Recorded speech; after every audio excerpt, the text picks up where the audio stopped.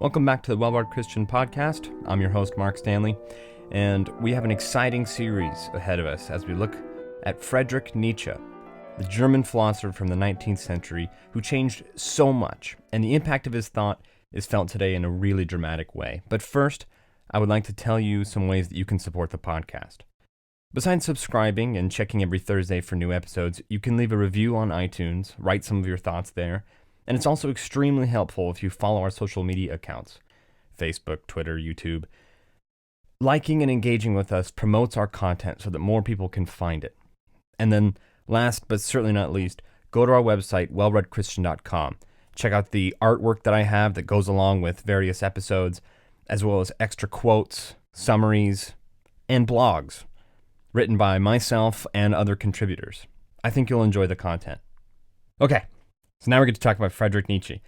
Again, a very influential philosopher. You've probably heard of him. He's famous for his declaration that God is dead, a phrase often misunderstood and used for horrible Christian propaganda that's super annoying and that I hate that it exists, but I'm not going to get all fussy about it. Just kidding, I totally am. Just kidding, I totally won't.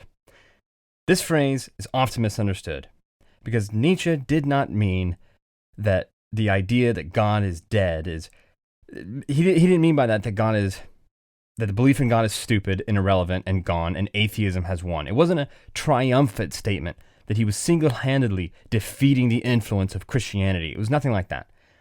You'll sometimes get that impression when people talk about Nietzsche, especially if you're listening to the God's not dead kind of crowd of characterizations of Nietzsche that are totally inaccurate. Or, if you watch the movie God's Not Dead, which was so painful for me. Okay, sorry. Not going to talk about it. Not a fan of that movie. Anyway, when Nietzsche uses the famous phrase, God is dead, throughout his writings, he doesn't mean that as a triumphant declaration. He doesn't mean, atheism reigns supreme and Christianity is dying because the idea of God has become irrelevant.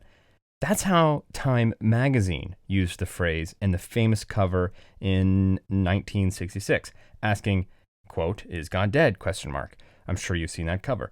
For Nietzsche, what he actually meant is that the underlying presuppositions of our culture, the foundation of our legal system, the binding force of our ethics, the model we base our life plans on, the source of our current value system, all of this is crumbling beneath our feet. And when it crashes, it will mean hysteria, mass death. It will mean a loss of meaning and purpose in life, in the culture. It will mean the inverting of our moral substructures. It will mean the decimation of our assumptions. Nietzsche predicted that when Christian metaphysics fall, then Christian ethics will fall with it. And when Christian ethics fall, we will live in a very, very different world. Let me explain that a little bit. I think it's a great place to be introduced to Nietzsche's thought, actually. So metaphysics, of course, is the stuff that exists beyond the physical world. Meta means beyond, physics means the natural world. So Christian metaphysics is God, Jesus, heaven, hell, angels, demons, the purpose of man, doctrine of the image of God, all of those things, those kind of immaterial ideas that influence the way Christians, and then therefore Christian societies, have thought. Well, what happens then? What happens when all of these notions are discredited to the average man, says Nietzsche? Well, what happens when Christian metaphysics fall? What will go down with it?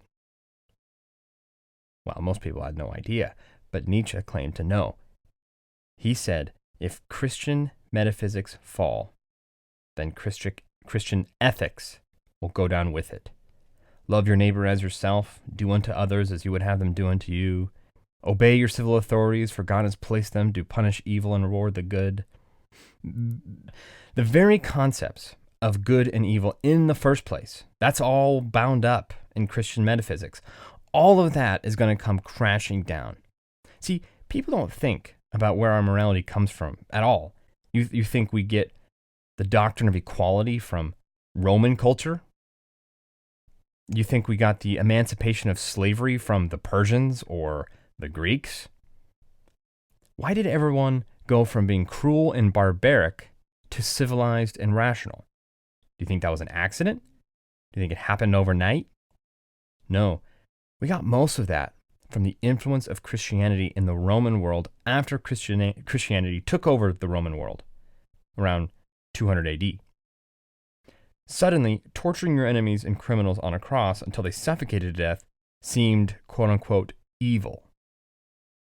Christian husbands didn't treat women as property, but gave them a place of honor and responsibility in the household. They were also given a place to become educated within the church and in the home. That was unheard of at the time. Scandalous, even.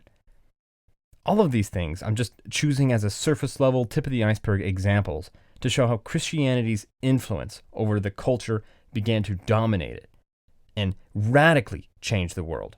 It is so easy to say that the truth is our culture has been radically changed by one single man, and that is the man, Jesus Christ. And so what Nietzsche predicted is he said when people realize that they don't believe in God anymore, they will realize that they don't believe in God's rules anymore either. There's a famous passage from his book, The Gay Science, that goes like this. It's a story, actually. It's a short parable. And I actually want to read the whole thing. It's pretty short. And it's called The Parable of the Madman. It's very powerful. It's where we get this quote, that God is dead. Have you not heard of that madman who lit a lantern in the bright morning hours, ran to the marketplace, and cried incessantly, I seek God! I seek God! As many of those who did not believe in God were standing around just then, he provoked much laughter. Has he got lost? Said one. Did he lose his way like a child? Asked another. Or is he hiding? Is he afraid of us? Has he gone on a voyage? Emigrated? Thus they yelled and laughed. The madman jumped into their midst and pierced them with his eyes. Whither is God? He cried. I will tell you. We have killed him, you and I. All of us are his murderers. But how did we do this? How did we drink up the sea? Who gave us the sponge to wipe away the entire horizon? What were we doing when we unchained this earth from its sun? Whither is it moving now? Whither are we moving? Away from all suns? Are we not plunging continually, backwards, sidewards, forwards, in all direction? Is there any up or down? Are we not straying as through an infinite nothing? Do we not feel the breath of empty space? Has it not become colder? Is not night continually closing in on us? Do we not need light lanterns in the morning? Do we hear nothing as yet of the noise of the gravediggers who are burying God? Do we smell nothing as yet of the divine decomposition? Gods too decompose. God is dead. God remains dead, and we have killed him. How shall we comfort ourselves, the murderers of all murderers? What was the holiest and mightiest of all that the world has yet owned has bled to death under our knives? Who will wipe this blood off us? What water is there for us to clean ourselves? What festivals of atonement? What sacred games shall we have to invent? Is not the greatness of this deed too great for us? Must we ourselves not become gods simply to appear worthy of it? There has never been a greater deed, and whoever is born after us for the sake of this deed will belong to a higher history than all history hitherto. The madman fell silent and looked again at his listeners, and they too were silent and stared at him in astonishment. At last he threw his lantern on the ground, and it broke into pieces and went out. I have come too early, he said. My time is not yet. This tremendous event is still on its way, still wandering. It has not yet reached the ears of men. Lightning and thunder require time. The light of the stars requires time. Deeds, though done, still require time to be seen and heard. This deed is still more distant from them than the most distant stars, and yet they have done it themselves. It has been related farther that on the same day that madman forced his way into several churches and there struck up his requiem, Aeternam Deo. Led out and called to account, he is said always to have replied nothing but, What after all these churches now, if they are not the tombs and sepulchres of God? End quote. What Nietzsche really means is God is dead and we have killed him. And how can we wash away the blood of a God? What are we going to do now? If Christianity falls, if Christian metaphysics and doctrine fall, if Christian ethics and meaning fall, and if Christian ethics fall, then nihilism will sweep through Europe. Nihilism, for those who are new to the term, means a radical overthrow of all values and morals. It's the personal realization that nothing matters, that nothing really matters. And Nietzsche predicts that with the death of God, nihilism will grow in the hearts of men until mass murder and destruction take root. Man will stop striving for moral behavior and a relationship with God because both are a lie. Instead, hedonism, the endless pursuit of short-term pleasure, escapism, indulging in activities to forget about the sense of self, and ultimately self-destruction will overcome mankind. Here, in the parable of the madman, we see that Nietzsche is saying that God is dead, but nobody has noticed yet. It will take a few decades for word of God's death to get around, and when it does, churches and synagogues will become nothing but the tombs and memorials of an irrelevant, forgotten God. And nihilism will reign. And that's not all Nietzsche said, by the way, obviously. Throughout Nietzsche's writings, he made an incredible prediction. Nietzsche said that as people wake up and are disillusioned with Christianity and they lose faith in God, they will turn to other answers to fill their deepest questions and problems. Christianity has always provided meaning for people's lives, a reason to move forward and strive for cultural and personal progress. Christianity gave us moral codes and precepts to guide our behavior and ground our legal system. Things like innocent until proven guilty, the right for defendants to be able to speak for themselves, free speech, the rights of the individual, all kinds of things. And finally, Christianity gave us a God in heaven who looks out for us and promises eternal bliss in heaven after a painful and sin-ridden life. Well, Nietzsche pointed out that you can take away all those answers, but you cannot take away those questions. The human need for meaning, morality, progress, and a sense of a restored Eden will not go away. Instead, they will be replaced. They will replace those answers with new answers in order to stave off that nihilism. They will replace a benevolent Heavenly Father figure for political leaders, dictators who look out for them and have their best interests in mind and are ushering in a promised utopia. They will no longer feel the spark of divinity within them. They'll feel vulnerable and animalistic, and so they'll turn to the collective for meaning and a sense of glory, just to be a part of something greater than themselves.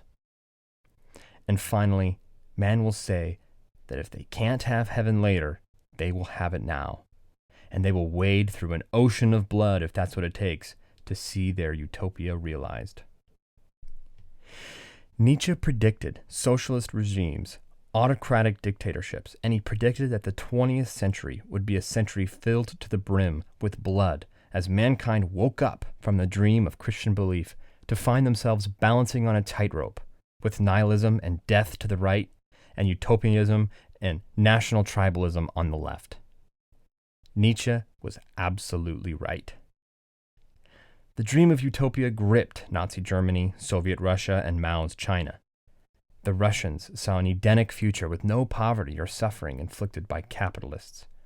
The Germans saw a utopia where the German race ruled the world in purity and glory.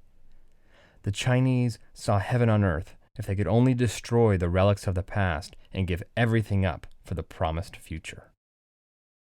Beginning with the fateful and inexplicable causes of World War I, which inevitably led to Nazism, the Holocaust, the rise of the Soviet Union, communism worldwide, which has destroyed hundreds of millions of lives, from Mao's China to Pol Pot's Cambodia. The effects of these events has nearly destroyed the world and continues to leave death and destruction in its wake even into the 21st century. The 20th century was the bloodiest century in human history.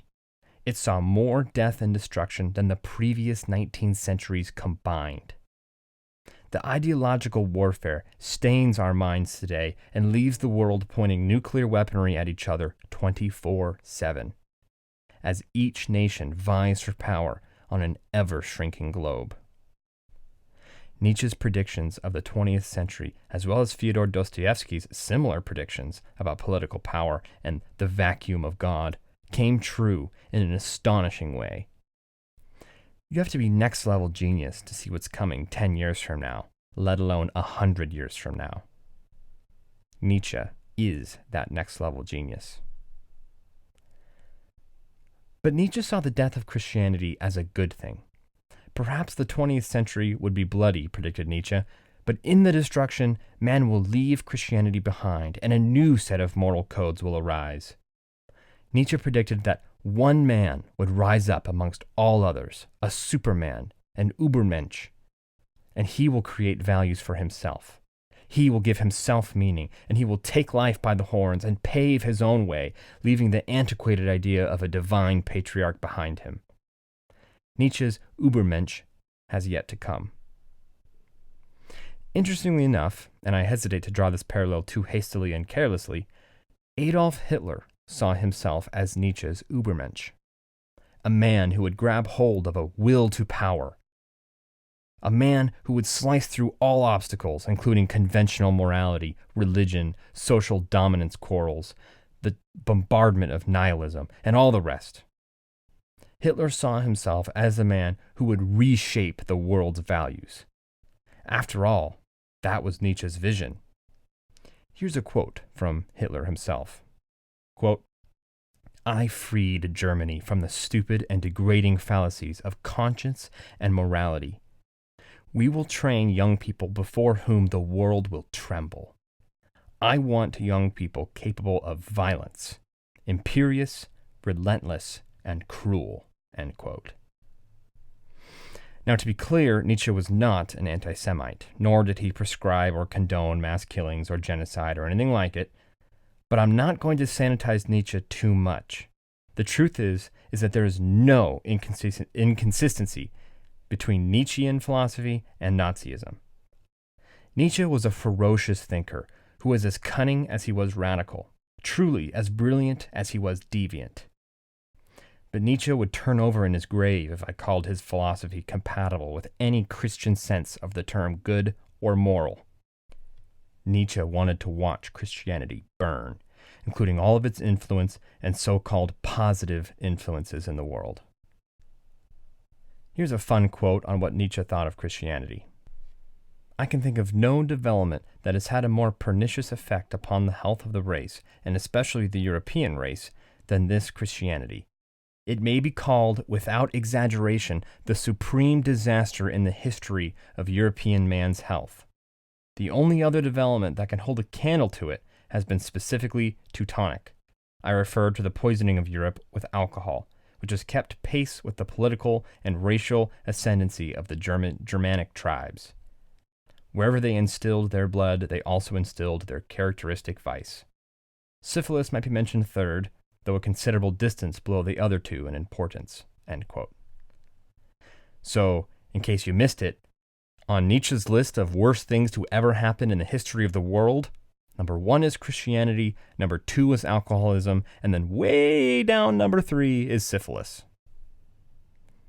It's no wonder, really, that Nietzsche believed that Christian morality was a plague that warped and stunted the growth of humanity.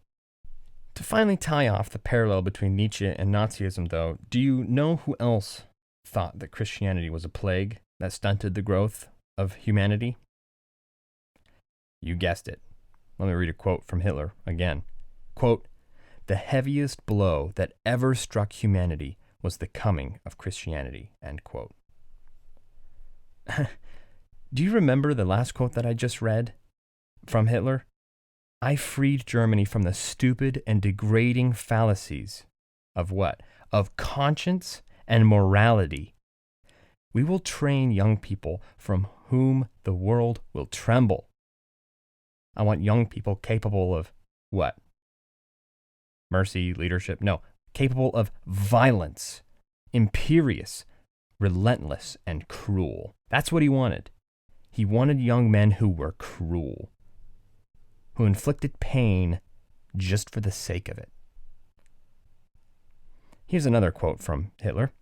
Quote, "It's been our misfortune to have the wrong religion. Why didn't we have the religion of the Japanese, who regard sacrifice for the fatherland as the highest good? The Mohammedan religion, too, would have been much more compatible to us than Christianity. Why did it have to be Christianity, with its meekness and flabbiness?" End quote.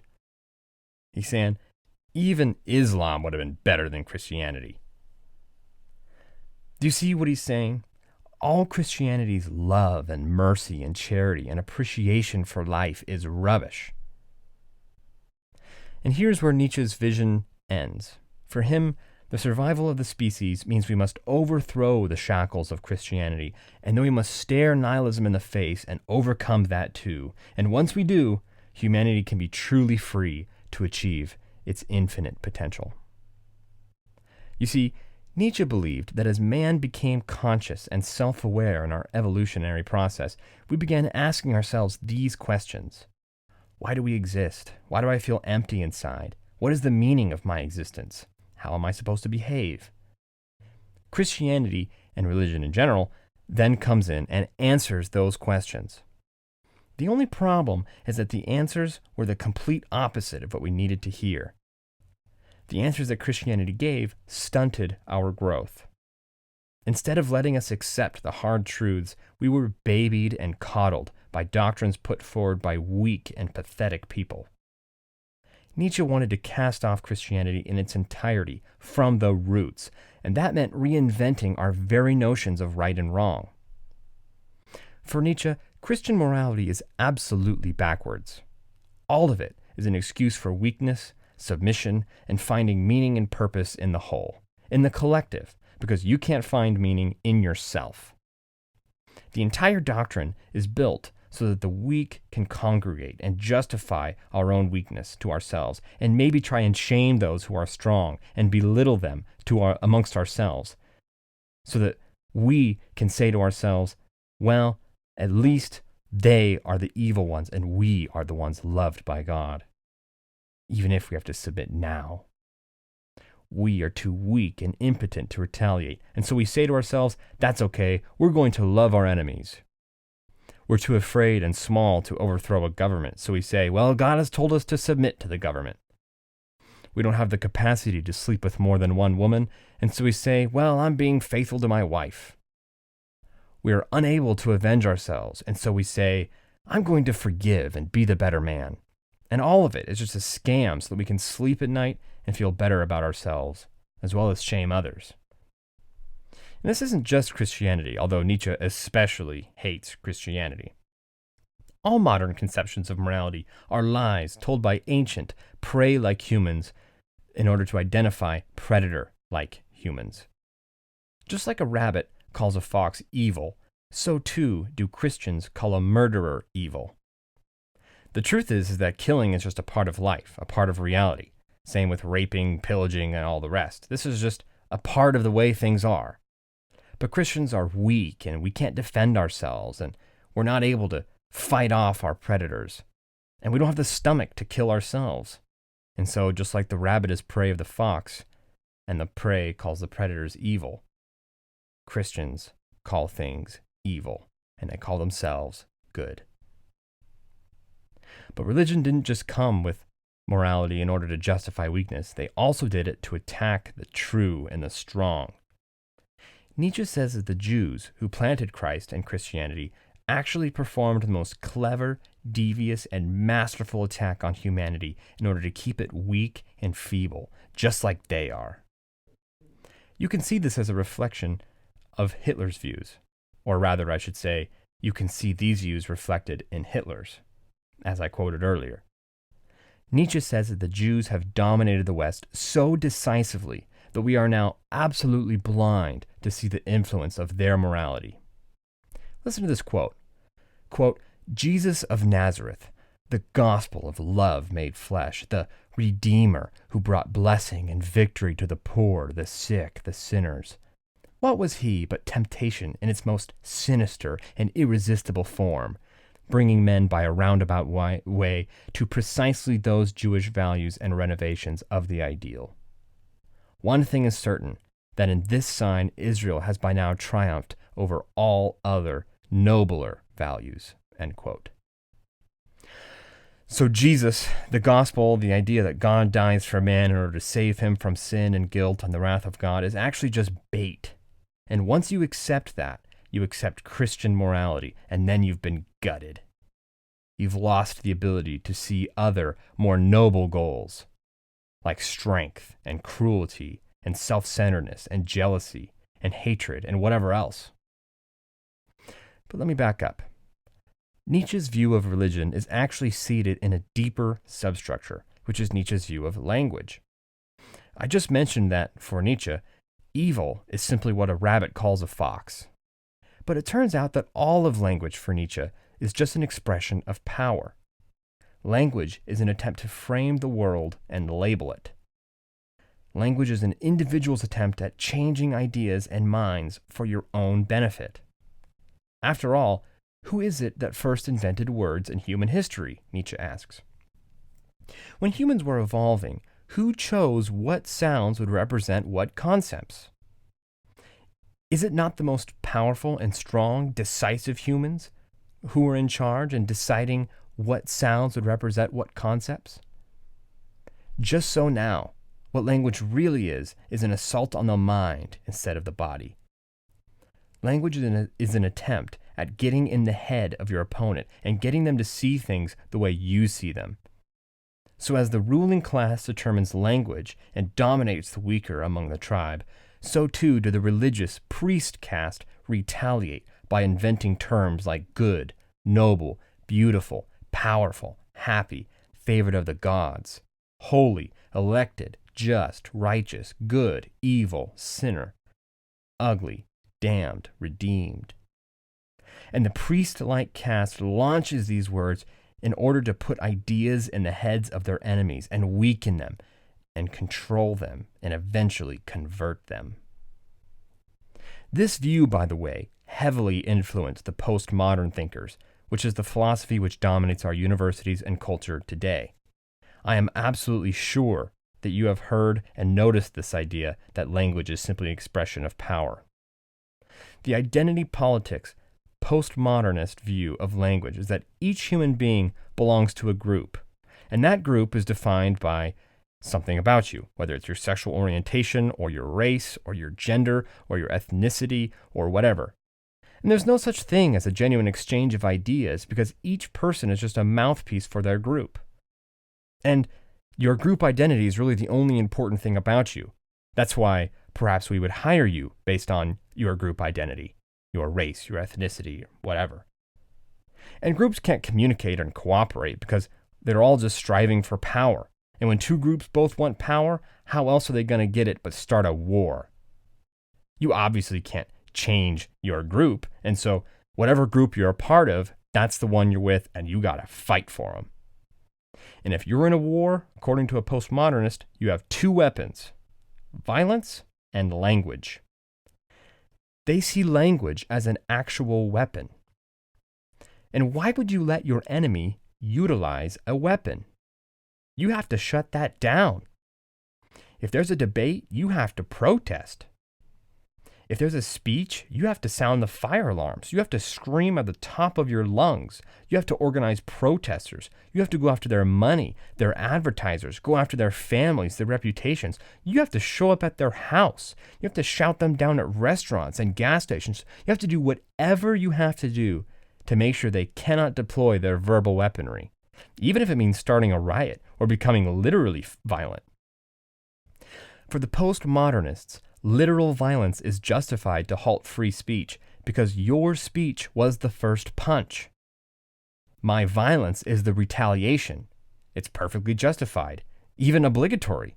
You're the fool for not knowing that your speech wasn't going to be met with violence, because on their view, speech is a weapon. There's no legitimate exchange of ideas. It's just a tool to convert the weak-minded to your side.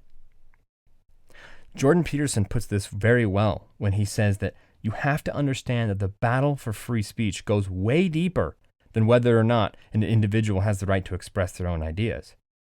It goes right down to the center of whether or not there is such a thing as an individual, whether or not ideas are weapons to be used to dominate, or expressions of truth and falsehood that can be used for mutual good. For Nietzsche, words are just weapons to obtain power. Language comes from the alpha, the leaders, the strong, and religious language comes from the priest caste in order to do battle against humanity. Truth, therefore, is an unobtainable fiction, by the way. There's no such thing as truth. There's just perspective, and people warring in order to have their perspective rendered authoritative.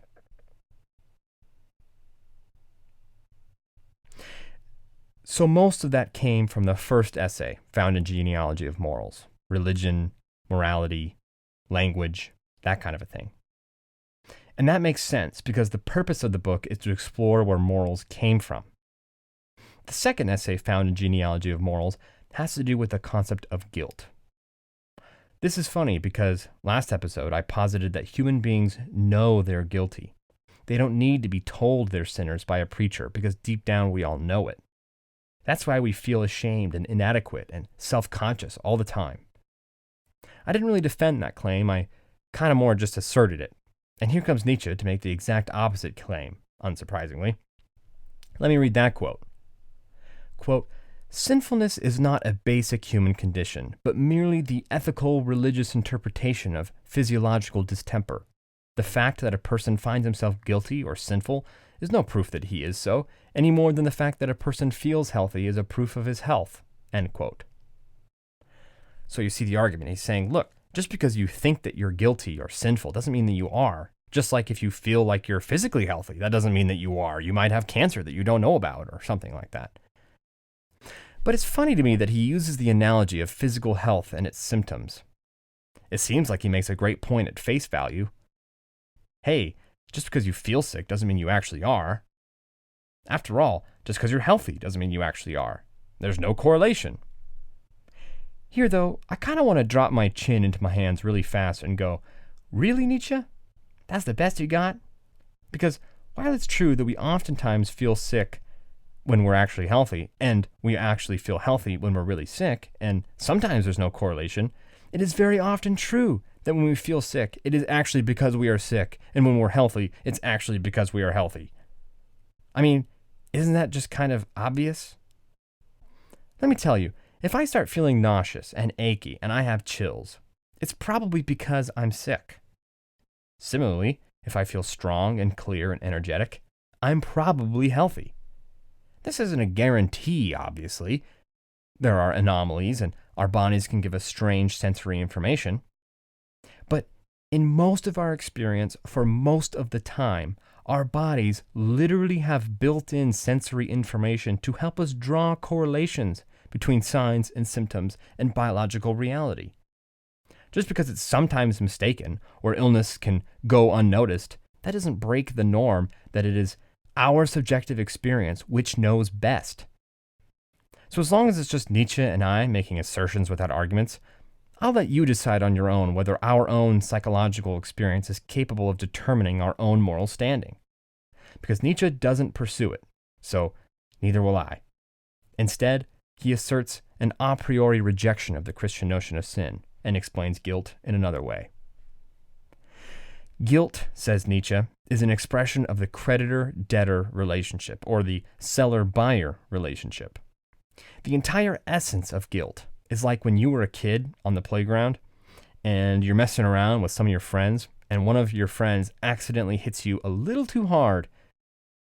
And so the guilty party goes, oh, I'm sorry, I'm so sorry. Here. Hit me in the arm as hard as you want. This was actually my cousin's sense of justice in my childhood. I'd often visit them and we'd be horse playing or horsing around or whatever. And he'd hit me a little too hard and maybe he could tell that I'm all choking up and he doesn't want me to tell mom or anything. And so, he's like, here, just hit me really hard in the arm and then we're even. For Nietzsche, guilt is simply an acknowledgement of debt. It's not a transgression or a transcendental moral code or anything like that. There's no justice that can be brought. There's no such thing. Remember, in Nietzsche's world, there are no parents to come in and be the arbiter of justice. We're all just kids on the playground making it up as we go along. And so justice is simply two roughly equal powers coming to terms with one another in a compromise. I hit you a little harder than you liked, and so I'm indebted to you. That debt is paid off by one Charlie horse. I inflicted pain on you, and now you inflict pain on me, so that we are even. And this is entirely pragmatic. Remember, it has nothing to do with fairness. Because if the debt isn't paid, then the alternative is all-out war. Like two chimps fighting for dominance, they'll rip one another apart. And you've seen kids do this too. One kid will hit another, and then he'll go, ow! And then he'll smack the first one even harder. And then that'll make him squeal even louder. And before you know it, they're in an all-out brawl, delving the strongest blow they can muster over and over again. Pretty soon both are crying and in tears and all over the ground.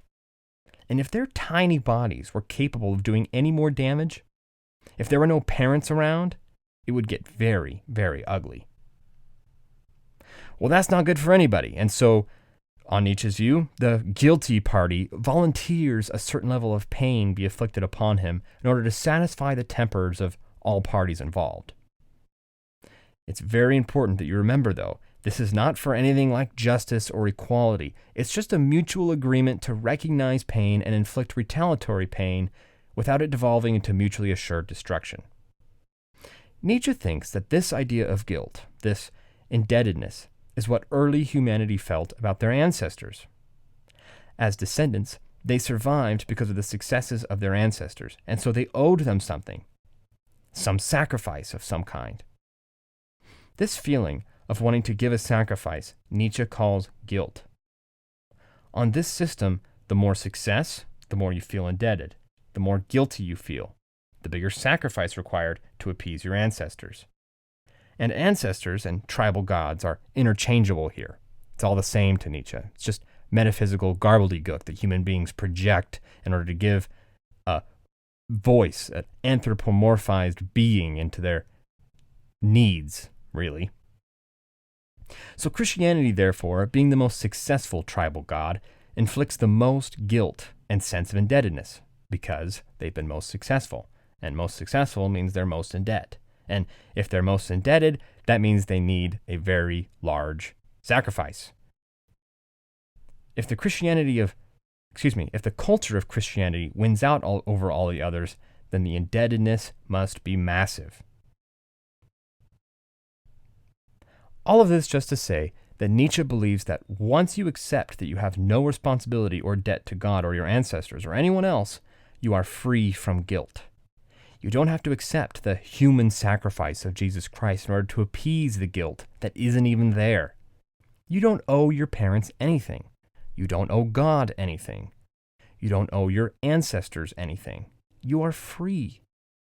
And once you see that there's no God, there's no transcendent authority to which you must grovel. There's a second innocence that can be dawned. You can feel born again, if you will. Which is really to say that you can dispense with any idea of guilt or indebtedness to anybody at all. You can live with your own values. You can deify your own characteristics. What a Christian may call lust, you can exemplify as a chief end, an honorable goal, or anything else. Nietzsche actually respected the Greek gods for this very reason. He said that the deification of our most primal emotions was a powerful force for progress in the Greek world. People didn't take responsibility for their actions. They just pawned them off to the gods. I'm sorry, honey, I didn't mean to do it. It's just that Aphrodite, the goddess of love, arrested my heart and I couldn't control myself. Same with any other vice. Alcoholism, hatred, wrath, malice, panic, you name it. This, says Nietzsche, is much healthier than internalizing guilt and responsibility. The scapegoat and excuses keep us strong and free. And finally, we come to our final essay in Genealogy of Morals, which has to do with the role of religion in society. What does religion do for people? I mean, what does it really do for people? Why do people go to church? Why confess to a priest? Why sing songs and pretend to read your Bibles and go to your church's family camp and all the rest? I want to be very cursory here because I've given an entire episode to this essay, the third one. But still, Nietzsche poses the question this way: what does ascetic ideals mean? And what he means by that, I think, is what does it mean when someone picks their highest ideal and they strive for it with everything they are because they think it's beautiful and worthwhile? What is that really? What does it mean when people do that? How can we understand the religious endeavor? Well, because I'm devoting an entire episode to it, I'm actually going to just set that aside for now and talk about those who are absolutely non-religious. Because for Nietzsche, the people who say they're non-religious are not really non-religious. They just think that they are. Those atheists who are just atheists with lip service. Nietzsche actually has a lot of critique for the wannabe atheists, because a lot of them, says Nietzsche, are just Christians without the God. They are idiots who have no idea what it would even look like if they gave up their Christianity, to surrender their ascetic ideal. One example of this is a pursuit of truth. Nietzsche says that the pursuit of truth is a Christian ideal.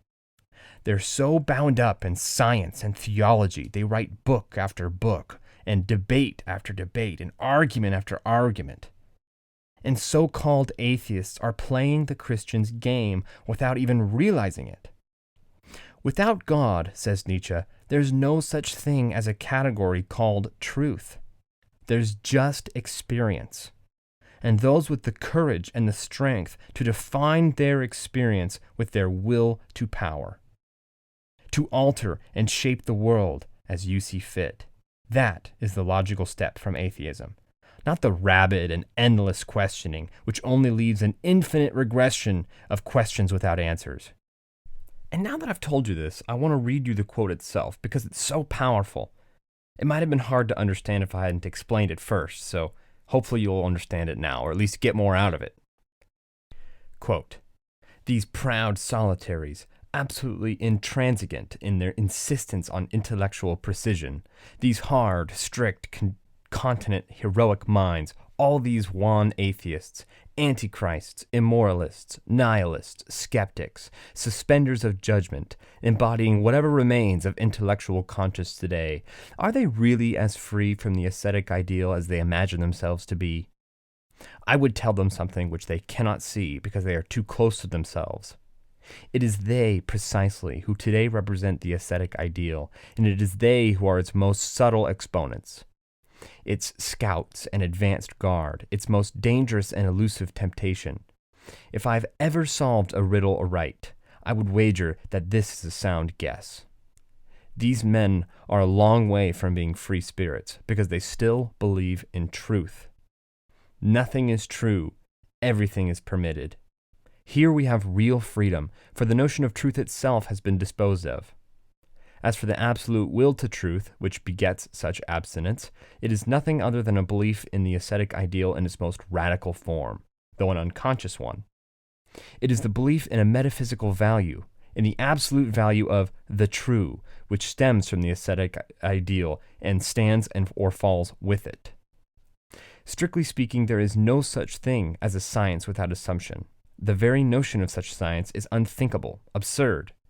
A philosophy, a faith, is always needed to give science a direction, a meaning, a limit. The faith in which our belief in science rests is still a metaphysical faith, even if we students of today who are atheists and anti-metaphysicians light our torches at the flame of a millennial faith, the Christian faith, which was also the faith of Plato, that God is truth and truth divine. But what if this equation becomes less and less credible? If the only thing that may still be viewed as divine are error, blindness, and lies?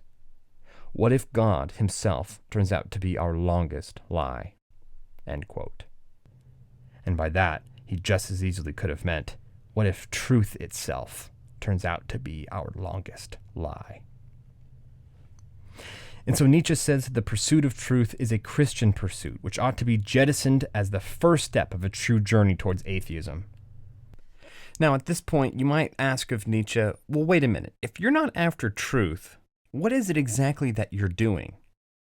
I mean, if truth is just the result of a Christian presupposition that there is such a thing as a metaphysical property that's worth pursuing and that you could know it, if that's all just Christian nonsense, and asking questions assumes that there's an answer, and you really can't assume that there's an answer, and so you shouldn't be asking questions, then what exactly are you doing? Because it seems to me, Mr. Nietzsche, that you're asking questions and answering them. Well, I heard a lecturer once say that if you actually asked Nietzsche, if there's no such thing as truth, then what are you telling me? He would look you in the eye, stare deeply, and then throw back his head and laugh. He would crack up at that kind of a joke, and he really wouldn't have anything much to say. Seems like a good objection to me. I mean, a good question at least.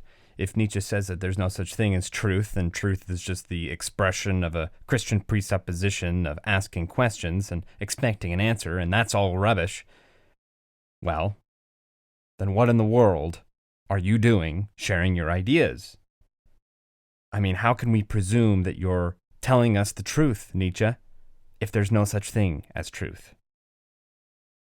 Well, if all he's going to do is laugh, then all I'll do is laugh with him.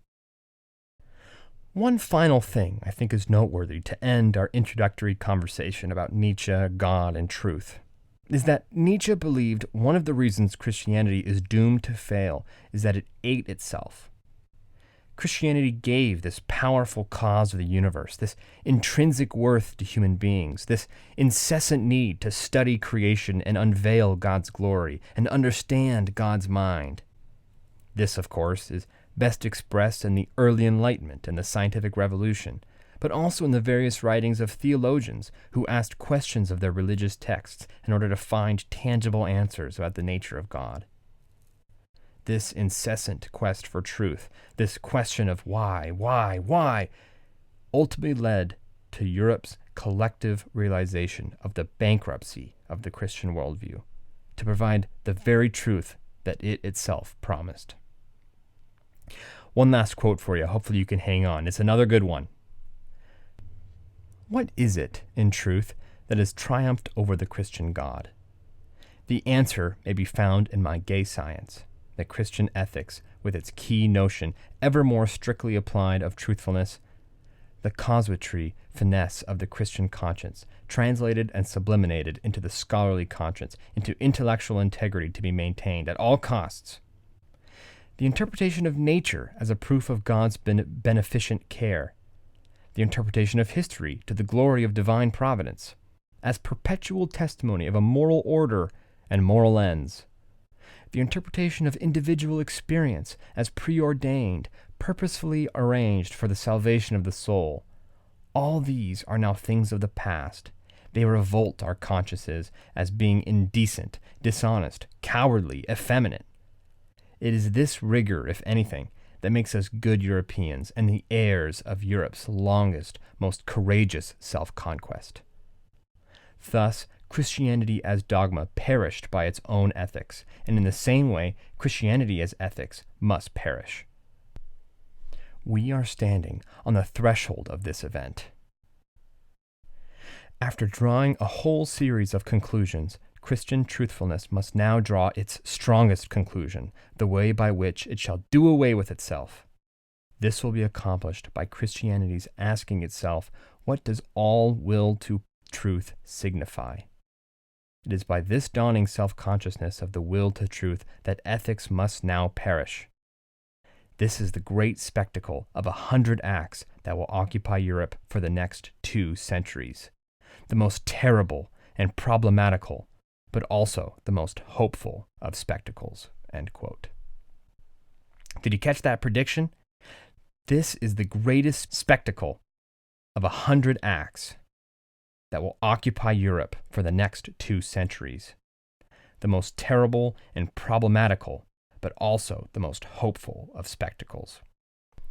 Once Christianity proved itself absurd with the pursuit of truth that it itself established, Europe has been slowly coming undone until all that will be left is hardened glue, dry wood, and enough tinder to put the whole continent in flames.